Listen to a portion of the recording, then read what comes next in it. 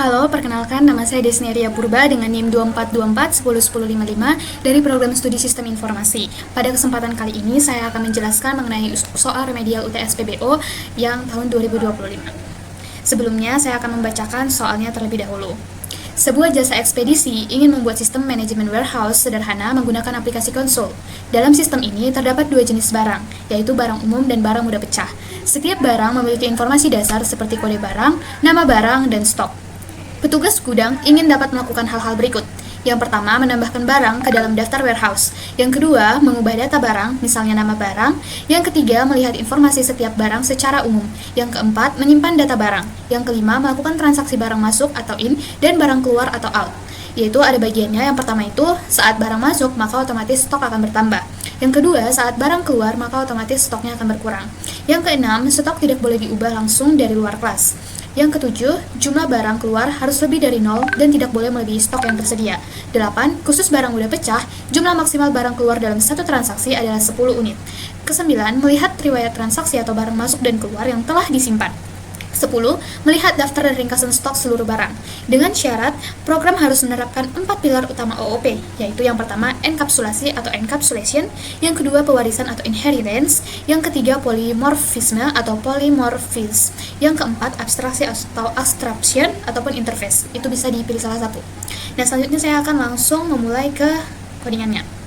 Nah, di sini itu yang pertama itu adalah abstraksinya, di mana abstraksi ini menggunakan abstrak kelas barang, yaitu di sini kita menggunakan abstrak kelas barang. Yang selanjutnya adalah untuk enkapsulasi atau atribut stok yang disembunyikan dengan private. Maka di sini saya membuat private integer stock. Lalu informasi barang tersebut itu ada seperti kode dan nama barang. Jadi di sini kita menggunakan get and set juga dengan private public integer stock dan private set. Yang selanjutnya adalah konstruktor barang, di mana di sini itu adalah public barang yaitu dari kode, nama, dan stok awal. Di mana itu kode itu pakai string, nama string, dan stok awal integer.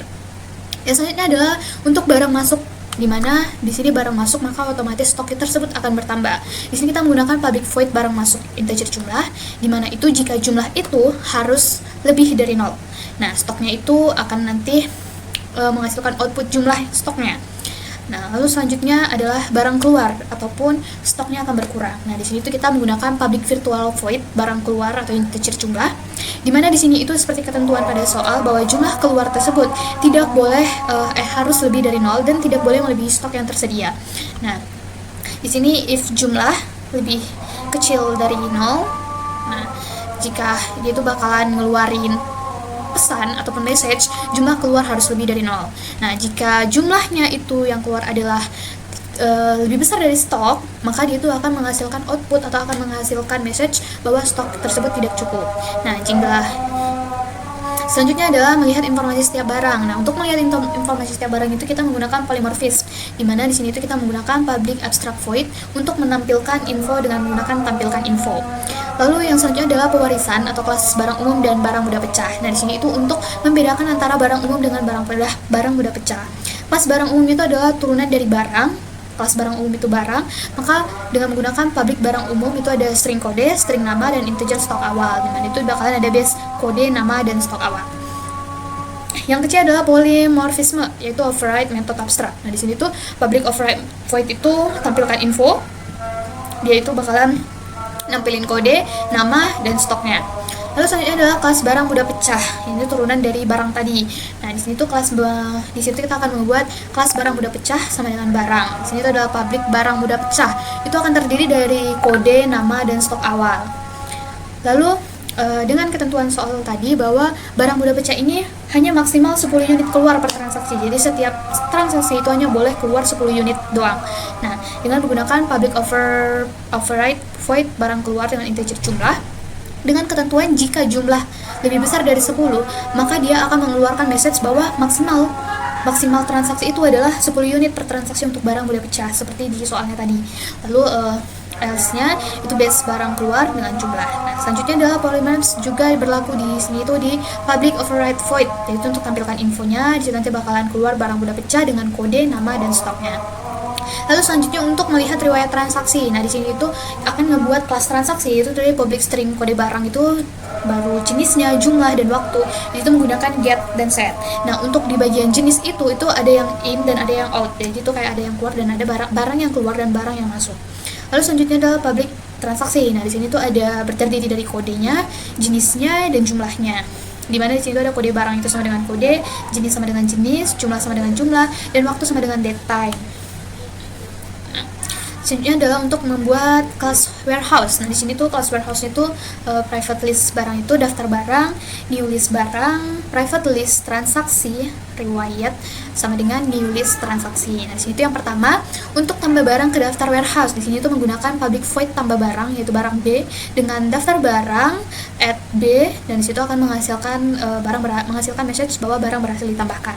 Lalu yang selanjutnya yang kedua adalah mengubah data barang. Jadi misalnya itu kayak namanya. Nah, ini tuh menggunakan public void ubah barang yaitu berisi dari kode dan nama baru. Nah, barang B itu bakalan mencari barang, jadi kita akan masukkan kode dan akan mencari barangnya.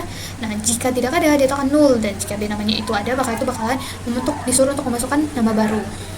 Situ setelah dimasukkan nama baru, dia akan menghasilkan message bahwa nama barang berhasil diubah dan barang tidak, atau kalau tidak ada itu akan mengeluarkan barang tidak ditemukan. Yang ketiga adalah melihat semua informasi barang dengan menggunakan public void lihat barang.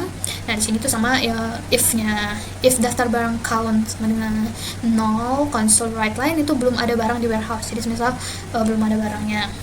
Lalu selanjutnya adalah fungsi untuk bantu mencari barang berdasarkan kode. Nah, di sini tuh kita menggunakan public barang cari barang atau string kode dengan return daftar barang find. Jadi masukkan kode, nanti bakalan mencari barangnya dari kode.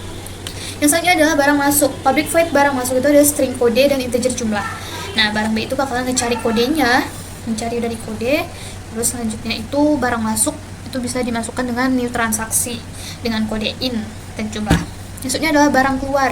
Ini tuh menggunakan public void barang keluar, string kode, integer jumlah. Barang B cari barang, lalu siapa itu barangnya yang keluar, riwayat add new transaksi dengan kode out dan jumlah. Setelah melihat riwayat transaksi, di sini menggunakan public void lihat riwayat. Nah, if riwayat count, situ bakalan kalau belum ada transaksi dia bakalan ngeluarin message bahwa belum ada transaksi. Lalu selanjutnya itu misal sudah ada, bakal dia foreigns ke party in riwayat, dia bakalan nampilin riwayat transaksinya. Yang kedua riwayat stok seluruh barang. Nah, di sini tuh public void ringkasan stok. Nah, di sini tuh dia akan ngeprint ringkasan stok warehouse-nya dengan foreigns-nya itu tuh berisikan dengan kode, nama, dan stoknya. Nah, ini untuk program utamanya yang buat ngerun semua kelas program tadi dengan konsol ya seperti ini. Lalu selanjutnya kita akan membahas tentang outputnya.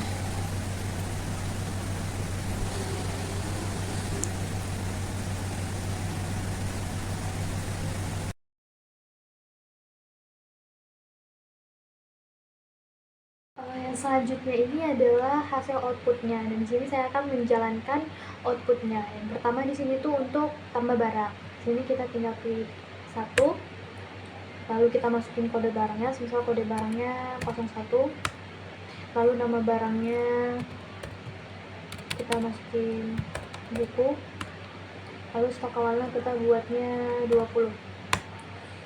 Nah, di sini kita masukin dia yang umum jenisnya. Nah, lalu habis itu kita coba tambah masuk barang lagi, biar kita punya beberapa barang. 02 namanya gelas, lalu stok awalnya 15, lalu kita masukin ke mudah pecah. Nah, selanjutnya kita akan melihat ubah nama barang. Untuk fitur ubah nama barang, kita masukin kode barangnya. Misalnya kita masukin kode barang yang pertama, lalu kita masukin nama barunya adalah pensil. Lalu kita masuk ke lihat barang.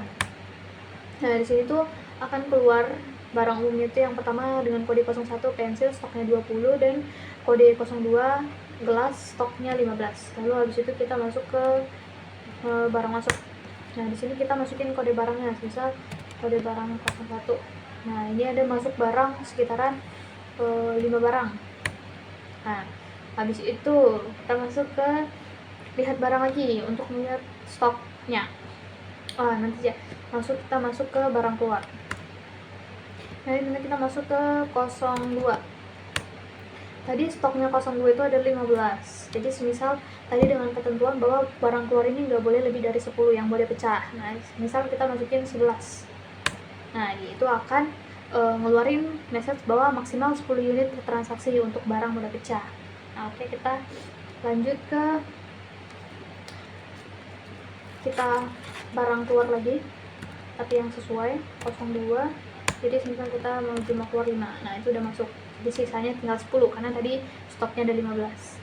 Lalu kita lanjut ke bagian 6 untuk lihat riwayat transaksi. Nah, di sini tuh ada riwayat transaksinya, tanggalnya, jam, dan in out itu untuk kodenya dia keluar atau masuk. Nah, kodenya sama stoknya yang keluar atau yang masuk. Habis itu kita lihat ke ringkasan stok. Nah, ringkasan stoknya di sini pensilnya ada 25 dan gelasnya ada 10. Oke, terus habis itu kita tinggal keluar. Oke, baik, sekian saja penjelasan yang dapat saya sampaikan. Kiranya dapat saya sampaikan sesuai dengan apabila ada kesalahan, saya mohon maaf. Terima kasih.